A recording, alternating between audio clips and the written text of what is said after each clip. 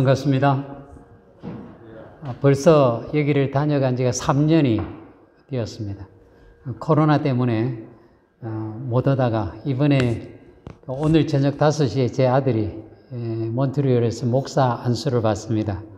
그래서 이제 왔습니다. 와서 이제 저녁에 안수 받는 것을 보고 또 몇몇 목사님들이 같이 동참하시겠다 그래서 같이 가서 축복해 주기를 원합니다. 그 덕에 또 와서 함께 말씀을 나눌 수 있어서 굉장히 기쁘게 생각합니다. 이제 은퇴하기 전에 또 와서 말씀 전할 기회가 있을지는 모르겠는데 아무튼 오늘 말씀을 전할 기회를 주셨으니까 함께 말씀을 통해서 하나님이 주시는 은혜 나누기를 원합니다. 인간은 사회적 동물이라고들 이야기합니다. 홀로 살아갈 수 없다는 그런 말이죠. 너는 너, 나는 나가 아니고 우리라고 하는 관계성 속에서 살아가는 게 바로 인간입니다. 사람과 사람이 원만하게 살아가는 공동체에 필연적으로 요구되어지는 것이 하나 있는데 그게 바로 원만한 인간관계입니다. 아마 원만한 인간관계를 맺고 살고 싶지 않은 사람은 아마 우리 가운데 없으리라고 그렇게 봅니다.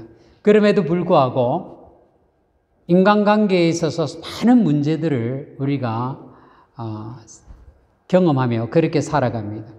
과거에는 사랑했던 사람들이 오늘은 원수가 되어서 등 돌리고 살아가는 아픔을 한 번쯤은 경험해 보셨으리라고 봅니다. 가난했던 시절에는 인정과 의리로 살아가던 그 사람들이 이제 먹고 살만해지니까 이놈 저놈 죽일 놈 살릴 놈 하면서 얼굴 붉히는 그런 현장을 저나 여러분이 종종 경험하리라고 봅니다. 혹시나 미움과 정오 때문에 밤잠을 설쳐보신 경험이 있습니까? 분한 마음 때문에 아니면 억울한 마음 때문에 밤새도록 가슴앓이를 해보신 적이 있습니까? 밖에서 볼 때는 참 좋은 교회 같았는데 막상 들어가서 보니까 분쟁이 있고 다툼이 있고 막 여기저기서 같이 가시돋친 욕설들이 난무하는 그런 현장을 목격하고 아이고 내가 이게 괜히 왔네 그리고 실망해 본 적 없습니까? 인간관계의 문제는 누구에게나 있는 것인데 사실은 우리 목회자들에게 이것이 큰 고민이고 숙제이기도 합니다. 왜냐하면 목회 이제 은퇴를 제가 몇 년 남지 않았는데 목회 현장에서 제가 지나온 목회 경험으로 볼 때 목회 현장에서 발생하는 문제들 대부분을 보면 영성의 문제라든지 지성의 문제 때문에 문제가 되는 경우는 별로 없더라고요. 대부분의 경우가 보면 소통으로 인해서 생기는 문제들이더라고요. 소통이 이루어지지 않으니까 관계가 껄끄럽게 되고 관계가 껄끄럽게 되니까 성도들은 목회자를 통해서 은혜를 받지 못하게 되고 이런 문제들이 발생하는 것을 적지 않게 제가 경험했습니다. 이 문제를 모르는 사람들이 어디 있겠습니까? 목회자도 마찬가지고 그럼에도 불구하고 소통의 문제로 인해서 여전히 고민하는 것이 우리 인간인 것 같습니다. 물론 소통이 되지 않는 데는 여러 가지 원인들이 있을 거라고 봅니다. 자기중심적인 생각이 너무 강하기 때문에 소통이 이루어지지 않을 때도 있고 또 어떤 경우는 이기심이 너무 세서 소통이 이루어지지 않는 경우도 있습니다. 어떤 경우는 본의 아니게 오해를 해서 오해 때문에 관계가 깨어지기도 하고 어떤 경우는 사람들이 이간질을 해서 그 이간질 때문에 인간관계에 금이 가고 하는 경우도 많습니다. 아마 그런 경험들 한 번쯤은 다들 경험해보지 않으셨을까 생각합니다. 그러니까 인간관계의 문제는 늘 누구나 경험하는 것이라 할 수 있습니다. 중요한 건 뭐냐면 이러한 문제가 생겼을 때 이 문제를 어떻게 풀어가느냐 하는 것입니다. 오늘 우리가 창세기 13장을 읽었는데 창세기 12장을 보시면 가나안 땅에 들어온 아브라함이 기근이라고 하는 위기를 겪게 됩니다. 이 위기는 환경의 위기라고 할 수 있습니다. 그래서 그가 애굽으로 내려갔다가 많은 어려움을 겪고 하나님의 은혜로 가까스로 그 위기를 넘기고 돌아왔습니다. 그런데 창세기 13장에 들어와서 아브라함이 또 다른 위기를 경험합니다. 그건 뭐냐면 인간 관계의 위기였습니다. 아마 이 인간관계의 위기는 아이들이나 어른들이나 할 것 없이 누구나 다 겪게 되는 위기인 것 같습니다. 오늘 우리는 교회 안에서 이러한 인간관계의 위기를 어떻게 성경적으로 또 하나님 보시기에 아름답게 다루어야 할 것인지에 대해서 좀 살펴보겠습니다. 특별히 아브라함을 통해서 이러한 문제들을 바람직하게 해결하는 원리들을 좀 찾아보도록 하겠습니다. 이 말씀을 통해서 오늘 이 시대를 살아가고 또 관계의 문제 때문에 고통하며 그것 때문에 상처받고 아파하는 여러분들에게 하나님의 크신 위로와 또 해결의 실마리들이 주어지는 그런 은혜가 있게 되기를 주님의 이름으로 축원합니다. 오늘 본문을 보시면 애굽에서 올라온 아브라함이 기근과 다른 또 하나의 문제를 만나게 되는데 오늘 본문에 보니까 아브라함의 목자들과 조카 롯의 목자들이 서로 다투었다고 기록합니다. 물질의 풍요 때문이죠. 그들이 각각 기르는 목축들, 가축들이 너무 많다 보니까 서로 좋은 목초지를 차지하기 위해서 싸우고 또 서로 먼저 물을 먹이겠다고 싸우고 이렇게 해서 계속해서 싸움이 되는 겁니다.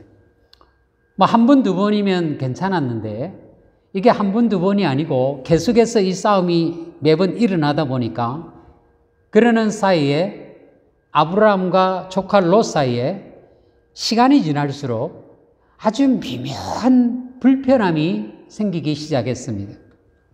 우리 한국 속담에 보면 아이 싸움이 어른 싸움 된다 하는 그런 말이 있지 않습니까?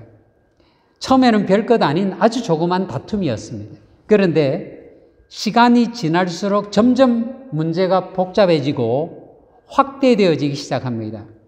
조그만 갈등이 이제는 눈덩이처럼 불어나서 점점 걷잡을 수 없게 확산되어져 가기 시작하는 겁니다.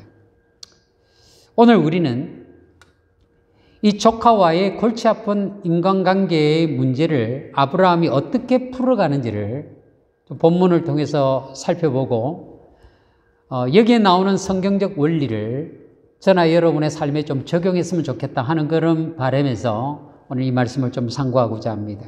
그 첫 번째 원리가 오늘 본문 7절과 8절에 나옵니다. 같이 읽도록 하겠습니다. 시작. 그러므로 아브라함의 가축의 목자와 롯의 가축의 목자가 서로 다투고 또 가나안 사람과 브리스 사람도 그 땅에 거주하였는지라. 아브라함이 롯에게 이르되 우리는 한 친족이라 나나 너나 내 목자나 내 목자나 서로 다투게 하지 말자. 그 첫 번째 원리가 여기 8절의 말씀에서 발견됩니다. 아브라함이 롯에게 이르되라고 하는 말씀. 그 첫 번째 원리는 먼저 찾아가는 겁니다. 이게 우리가 인간관계의 문제를 풀어가는 가장 중요한 첫 번째 원리입니다. 믿음의 사람, 성숙한 사람이 먼저 찾아가는 겁니다. 믿음의 사람 아브라함이 먼저 조카 롯을 찾아가서 문제를 해결하는 모습을 여기서 발견합니다. 롯이 먼저 아브라함을 찾아가지 않았습니다. 믿음이 없는 사람이나 미성숙한 사람은 먼저 찾아가기가 굉장히 어렵습니다. 이 인간관계의 문제 해결의 주도권을 잡기가 쉽지 않습니다. 언제나 믿음의 사람, 조금이라도 더 성숙한 사람이 먼저 찾아가서 문제를 해결해야 됩니다. 이게 성경이 우리들에게 제시해 주는 원리입니다. 성도 여러분, 인간관계의 갈등은 또 위기는 그냥 가만히 내버려 둔다고 해결되지 않습니다. 그렇다고 가만히 놔둬서 시간이 지나면 자연스럽게 인간관계의 갈등이 해결될 것 같지만 그렇지 않습니다. 그냥 묻어둘 뿐입니다. 언젠가는 또 한번 슬쩍 건드리면 그 아픈 생채기가 너무나 고통스러워서 폭발되고 마는 그런 경우가 많습니다. 아니, 이런 것을 풀지 않으면 시간이 가면 갈수록 그 관계의 골이 더 깊어지는 경우가 훨씬 많습니다. 그렇기 때문에 참믿음의 사람은 이러한 인간관계의 문제가 발생했을 때 먼저 적극적으로 찾아갑니다. 수동적이고 피동적으로는 이 인간관계의 문제를 풀어갈 수 없습니다. 먼저 찾아가서 문제를 해결해야 됩니다. 그게 하나님이 당신의 백성들에게 요구하시는 모습입니다. 전통적인 동양 문화의 관점에서 보면 어떻게 하든 잘잘못을 떠나서 아랫사람이 윗사람에게 먼저 찾아가서 용서를 빌어야 됩니다. 아브라함과 조카 롯도 동양 문화권에 있는 사람이지 않습니까? 그러면 당연히 조카 롯이 먼저 찾아가서 용서를 빌어야 되죠. 그게 그래야 되는데 오늘 본문을 보니까 윗사람 아브라함이 먼저 조카 롯을 찾아갑니다. 이게 바로 문제 해결의 원리예요. 아브라함이라고 자존심 없었겠습니까? 그렇지만 그에게는 자존심보다도 문제를 푸는 일이 더 중요했던 겁니다. 그래서 자기의 자존심을 내려놓고 조카 롯을 찾아간 겁니다. 주님도 그렇게 말씀하셨습니다. 마태복음 5장 23절과 24절을 같이 좀 읽겠습니다. 시작. 그러므로 예물을 제단에 드리려다가 거기서 내 형제에게 원망들을 만한 일이 있는 것이 생각나거든 예물을 제단 앞에 두고 먼저 가서 형제와 화목하고 그 후에 와서 예물을 드리라. 친구가 찾아올 때까지 기다리라고 말씀하지 않습니다. 상대방이 항복하고 들어올 때까지 기다리라고 말씀하지 않습니다. 주님은 우리에게 적극적인 화해자가 되라고 먼저 말씀하십니다. 먼저 찾아가라는 겁니다. 먼저 무릎을 꿇으라는 겁니다. 보통 사람들 어떻게 합니까? 네가 먼저 사과하고 들어와. 그러면 나도 사과할게.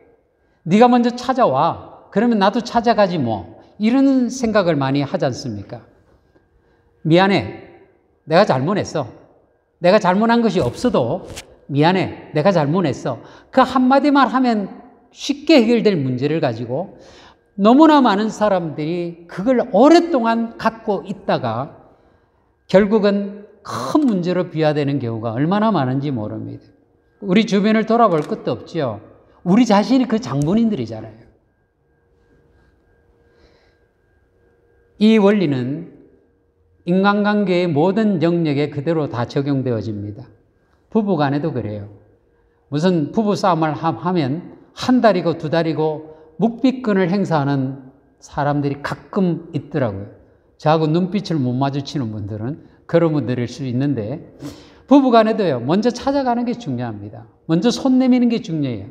형제간에도 그렇고 부모와 자식간에도 그렇습니다. 그리스도 안에서 한 형제되고 한 자매된 성도들 간에는 더더욱 그렇습니다.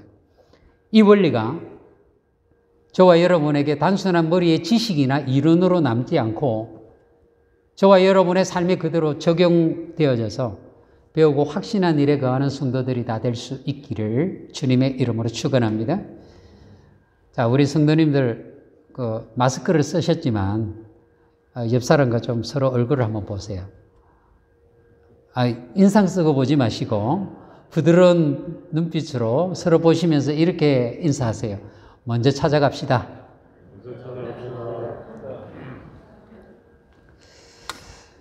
본문에서 발견할 수 있는 두 번째 원리를 좀 찾아보겠습니다. 7절과 8절을 다시 읽겠습니다. 시작. 그러므로 아브라함의 가축의 목자와 롯의 가축의 목자가 서로 다투고 또 가나안 사람과 브리스 사람도 그 땅에 거주하였는지라 아브라함이 롯에게 이르되 우리는 한 친족이라 나나 너나 내 목자나 내 목자나 서로 다투게 하지 말자. 아브라함의 목자와 롯의 목자가 다투고 있는 현장에 그들만이 있는 것이 아니라고 성경은 밝히고 있습니다. 거기에 보니까 가나안 사람과 브리스 사람들도 함께 있더라는 겁니다. 지금 이 아브라함의 목자들과 롯의 목자들이 다투는 주변에서 가나안 사람과 브리스 사람들이 그 장면을 다 보고 있더라는 겁니다. 그래서 문맥의 흐름상 이 7절과 8절을 좀 쉽게 풀었으면 이런 의미입니다. 우리 주변에 가나안 사람들이 있다. 하나님을 섬기지 않고 우상을 섬기면서 살아가는 불신세계의 사람들이 우리를 지켜보고 있지 않냐. 우리는 여호와를 믿는 그런 집안이지 않느냐. 여호와 하나님을 믿는 삼촌과 조카가 재산 문제 때문에 서로 다투고 싸우고 있다는 것을 굳이 이 가나안 사람들에게 보여줘야 되겠니? 지금 이 이야기인 거예요. 여기서 우리가 기억해야 될 원리 또 하나를 발견합니다. 그것은 인간관계의 문제를 풀어가기 위해서는 하나님의 영광을 우선적으로 생각해야 된다는 겁니다. 주목해야 될 사실 하나는 당사자인 아브라함이 문제 해결의 방법으로 누가 잘했느냐, 누가 잘못했느냐를 따지지 않았다는 겁니다. 잘잘못을 따지는 것은 굉장히 어리석은 행위입니다. 왜냐하면 잘잘못에 대한 판단은 어느 쪽에 서 있느냐에 따라서 달라지거든요. 내가 이쪽에 서 있으면 이쪽이 잘한 것 같고 내가 이쪽에 서 있으면 이쪽이 잘한 것 같아요. 그렇기 때문에 잘했다, 잘못했다 하는 것을 가지고 문제를 풀어가려고 하는 것은 굉장히 어리석습니다. 감정만 더 나빠지고 관계만 더 어려워집니다. 아브라함이 관심을 기울인 것은 두 사람이 싸우는 것 이전에 하나님의 영광을 우리가 우선적으로 생각하자는 것입니다. 그리고 하나님을 알지 못하는 사람들이 하나님을 믿는 우리가 싸우는 모습을 보고 어떻게 생각할 것인지를 좀 생각하자는 것입니다. 성도 여러분, 우리가 무슨 일을 결정하고 선택하기 전에 그것이 하나님 앞에 합당한가? 하나님께 욕이 되지는 않는가? 예수 믿는 사람이 이래가지고 믿지 않는 주변 사람들이 다 보고 있는데 어떻게 생각할까? 이런 것들을 먼저 생각해야 되는 겁니다. 아브라함은 그래서 조카 롯에게 찾아가서 이제 그만 다투자고 이야기를 하는 겁니다. 성도 여러분, 우리 그리스도인의 일거수일투족이 세상 사람들에게 감시당하고 있다는 걸 아십니까? 불교쟁이가, 천도교쟁이가, 이런 말 들어보셨나요?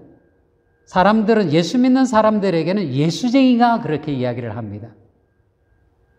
불교를 믿는 사람이 잘못을 저지르면 저 인간 왜 저래? 이렇게 끝나지만 예수 믿는 사람 한 사람이 잘못하면 예수쟁이가 왜 저래? 이렇게 나온단 말이죠. 예수 믿는 사람이 하나 잘못하면 금방 뉴스거리가 되는 겁니다. 그게 그리스도인의 삶입니다. 교회의 역사를 보세요. 하나님을 믿는 한 집안 식구끼리, 교회끼리, 교단끼리, 교파끼리 싸우고 그래서 믿지 않는 주변 사람들이 우리를 향하여 손가락질하는 이러한 불행한 역사를 우리는 수도 없이 경험하며 지금까지 살아왔습니다. 하나님을 생각하고 또 불신자들이 주변에 있다는 것을 우리가 생각한다면 우리의 살아가는 삶의 방식이 많이 달라져야 하지 않겠나 그렇게 보여집니다. 성도 여러분, 갈등은 반드시 해결되어야 합니다. 예수 믿는 사람끼리의 갈등은 더더욱 그렇습니다. 우리끼리 계속 갈등하고 서로 고발하고 고소하고 치고받고 싸우면 하나님의 영광을 완전히 가리게 되고 하나님의 얼굴에 먹칠하게 되고 세상 사람들은 조롱의 박수를 우리들에게 보내줄 것입니다. 성도 여러분들의 가정의 갈등도 해결되어야 됩니다. 예수 안 믿는 배우자와 사는데 새벽기도 열심히 나오고 교회 일 열심히 하고 열심히 예수를 믿어도 믿지 않는 불신 남편, 불신 아내를 제대로 섬기지 못하면 그 배우자가 예수를 믿겠습니까? 니나 잘 믿으라. 그러지 않겠습니까? 믿음은 이론이 아닙니다. 믿음은 우리의 삶의 현실이고 그리고 우리 삶의 현장에서 삶으로 증명되고 확인되고 나타나야 됩니다. 믿지 않는 사람들이 볼 때, 야, 저 사람 뭔가 다르긴 달라. 예수 믿는 사람이 확실히 달라도 다르구만. 이렇게 말할 수 있는 그 무언가가 우리들에게 있어야 전도에 힘이 생길 것 아닙니까? 그렇지 않나요, 여러분? 믿지 않는 사람들이 볼 때, 아이고, 장로라 그러더니, 목사라 그러더니, 콧방귀를 낄 수 있는 삶을 산다면 이건 불행인 것입니다. 장로나 목사의 타이틀을 가졌다 하더라도 계속 싸우고 소리 지르고 양보하지 않고 용서하지 못한다면 누가 그런 사람을 보고 하나님을 믿겠느냐 이 말입니다. 그렇기 때문에 우리가 인간관계의 문제를 풀어가는 가장 중요한 해결 열쇠 중에 하나는 하나님의 영광을 우선적으로 생각하자는 겁니다. 이러한 각오와 결단이 우리 모두에게 있게 되기를 주님의 이름으로 축원합니다. 자, 한 번 더 옆 사람 보세요. 보기 싫다고 인상 쓰지 마시고 한 번 더 보시면서 이렇게 인사하세요. 하나님 체면 좀 생각합시다. 하나님 체면을 우리 좀 생각합시다. 본문에서 발견하는 문제 해결의 세 번째 원리를 좀 살펴보겠습니다. 9절입니다. 9절 같이 읽도록 하겠습니다. 시작. 내 앞에 온 땅이 있지 아니하냐. 나를 떠나가라. 내가 좌하면 나는 우하고 내가 우하면 나는 좌하리라. 인간관계의 문제를 풀어가는 세 번째 원리는 손해를 감수하는 거예요. 먼저 희생하는 겁니다. 실리를 양보하는 것입니다. 아브라함 보세요. 롯과의 갈등이 일어나자 자기의 실리를 아낌없이 양보합니다. 성도 여러분, 손해보기로 결정하면 해결되지 않는 문제가 별로 없는 것 같습니다. 내 자존심을 꺾기로 결정하면 해결되지 않는 문제가 별로 없다는 거지요. 네가 오른쪽을 택하면 내가 왼쪽을 택하고 네가 왼쪽을 택하면 내가 오른쪽을 택하겠다. 정말 중요한 말입니다. 싸워서 분열하기보다는 차라리 내가 손해보고 말겠다. 그런 의지가 바로 믿음인 겁니다. 포기하고 손해보고 자존심을 꺾는 데까지 가는 것, 그게 바로 믿음입니다. 한번 생각해 보세요. 아브라함은 조카 롯에게 삼촌이고 심지어는 아버지와 같은 존재였습니다.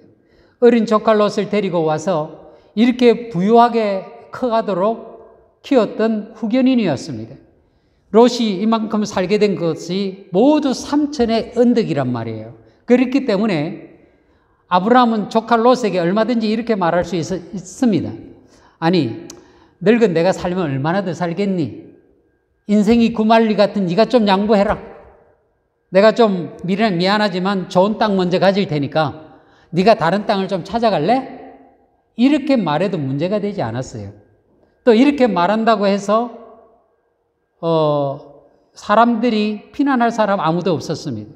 그런데도 아브라함은 자신의 기득권을 스스로 포기하고 롯에게 선택권을 양보했습니다. 우리 한국 교회사에 큰 업적을 남긴 사람 중에 김익두 목사님이라는 분이 있습니다. 이분은 아주 유명한 평양 깡패 출신입니다.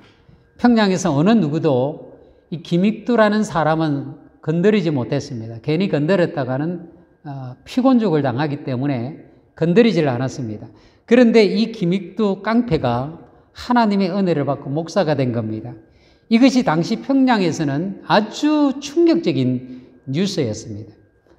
망나니 김익두가 목사가 되어서 이제는 더 이상 사람을 안 팬다더라 하는 소문이 평양 시내에 쫙 퍼졌습니다.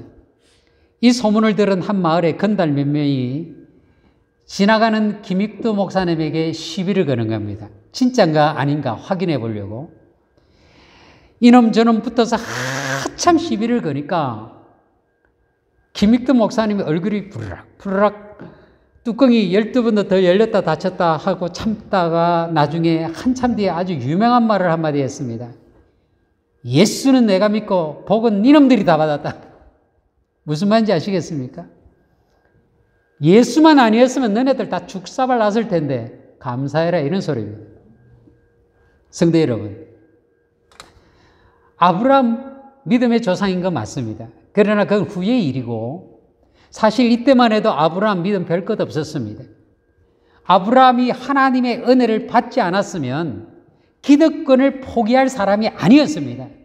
하지만 하나님의 은혜를 받고 보니까 자신의 기득권을 기꺼이 롯에게 양보한 것입니다. 성도 여러분, 누가 신앙 좋은 사람입니까? 양보하는 사람입니다. 져주는 사람입니다. 지는 사람이 아니고 져주는 사람입니다. 예수님 보세요. 세례요한에게 세례를 받아주셨습니다. 빌라도의 재판을 받아주셨습니다.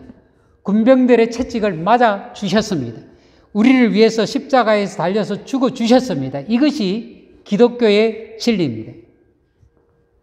먼저 져주는 것, 먼저 양보하는 것, 먼저 손해보는 것, 이게 하나님의 백성들이 가져야 될 모습이라고 성경은 이야기를 합니다. 믿음 좋은 사람은 억울하면 억울할수록 하나님께 나아가서 통곡하고 울부짖고 하나님 앞에 대들지라도 사람들에게는 져주고 양보해주는 사람입니다. 오늘 우리는 어떻습니까? 너무 작은 것 가지고 싸우고 있지 않습니까? 별것 아닌 것 가지고 시험 들지 않습니까? 아무것도 아닌 것 가지고 큰 소리 치고 싸우다가 파탄지경에 이르는 경우가 얼마나 많습니까? 참는 연습, 져주는 연습, 손해보는 연습을 하는 자, 그런 사람이 참된 신앙인의 모습이라는 것을 잊지 마시기 바랍니다. 성도 여러분, 아브라함이 어떻게 이렇게 변했을까요? 나를 생각하기 전에 이웃을 먼저 생각하고, 나를 생각하기 전에 다른 사람을 먼저 생각할 줄 아는 이 기준, 그래서 기꺼이 내 것을 손해보고 희생을 하는 이 마음이 어떻게 가능했을까요? 그것은 아브라함이 하나님의 약속을 붙잡은 자였기 때문입니다. 그는 중심에 하나님의 약속을 붙잡은 사람입니다. 그렇기 때문에 눈앞의 이익에 연연해하지 않을 수 있었습니다. 성경을 가리켜서 우리는 구약이라 그러고 신약이라 그러지 않습니까? 다 약속이라는 말이에요. 그런데 오늘 우리 보세요. 이 수많은 약속들을 붙들고 살면서도 왜 우리는 그렇게 조그만 것도 양보하지 못하고 져주지 못하고 희생하지 못하느냐, 이 말입니다. 하나님이 얼마나 많은 약속들을 주셨습니까? 우리와 함께 해주시겠다고 약속하셨고, 우리를 인도해 주시겠다고 약속해 주셨고, 우리를 도와주시겠다고도 약속해 주셨습니다. 합력하여 선이 되도록 이끌어 주시겠다고도 약속해 주셨습니다. 그 아들을 아끼지 않으신 하나님께서 어찌하여 모든 좋은 것을 선물로 주지 않겠느냐고 약속하신 분입니다. 그 풍성하고 놀라운 엄청난 약속을 우리가 받고 삶에도 불구하고 마치 아무런 약속도 받지 못한 사람처럼 그렇게 살아가고 있는 것, 우리는 회개해야 될 것입니다.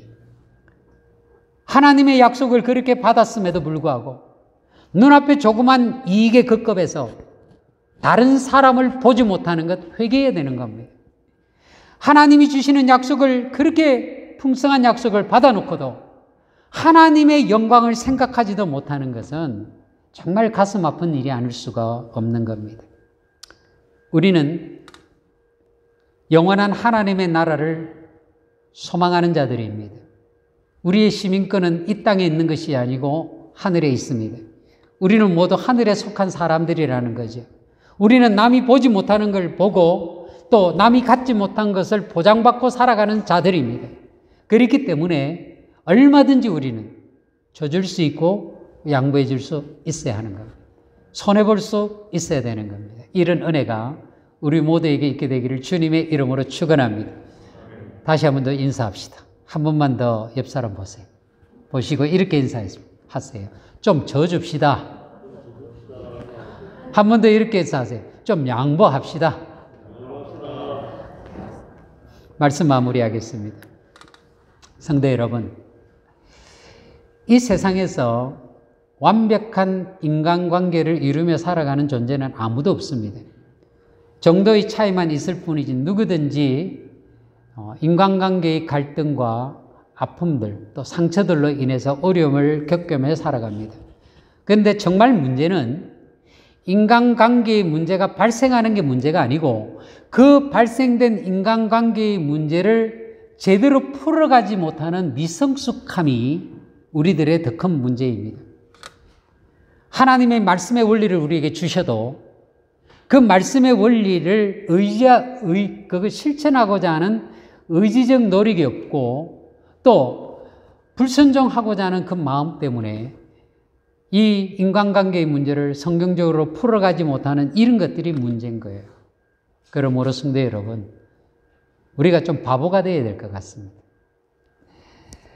좀 어리석어 보이는 것 같지만 성경적 원리를 가지고 살아갑시다. 그래서 세상이라고 하는 현장을 살아가는 우리가 모든 문제를 풀어가는 주역이 되기를 원합니다. 화해자가 되기를 원합니다. 그러기 위해서 제가 말씀드린 3가지 원리 기억하시기 바랍니다. 첫째, 당사자인 내가 먼저 찾아가겠다. 그게 성숙한 사람이라는 겁니다. 두 번째, 잘잘못을 떠나서 하나님의 영광을 내가 우선적으로 생각하겠다. 그러면 우리가 어떤 판단과 선택을 해야 될지가 분명히 나타납니다. 내 자존심 때문에 혹은 내가 옳다고 생각하는 그 편협된 확신 때문에 혹은 상대를 용서하지 못하는 옹졸한 마음 때문에 하나님의 얼굴을 먹칠해서는 안 되는 것입니다. 그리고 이것을 위해서는 구체적으로 내 것을 희생하고자 하는 그런 용기와 자세가 필요하다 그랬습니다. 우리가 손해보고자 하는 마음을 가지고 내 자존심을 꺾고 물질적, 시간적 손해를 기꺼이 감수하고자 하면 또 실리를 양보하고자 한다면 못 풀어갈 문제는 거의 없을 거라고 보여집니다. 그러므로 이러한 원리들이 저와 여러분의 것이 되어서 매일같이 발생하는 인간관계의 문제들을 주님 안에서 지혜롭게 잘 풀어가서 아브라함처럼 복의 근원이 되는, 그래서 복덩어리가 되는 인생을 다 살아갈 수 있게 되기를 주님의 이름으로 축원합니다. 기도하겠습니다. 하나님 아버지,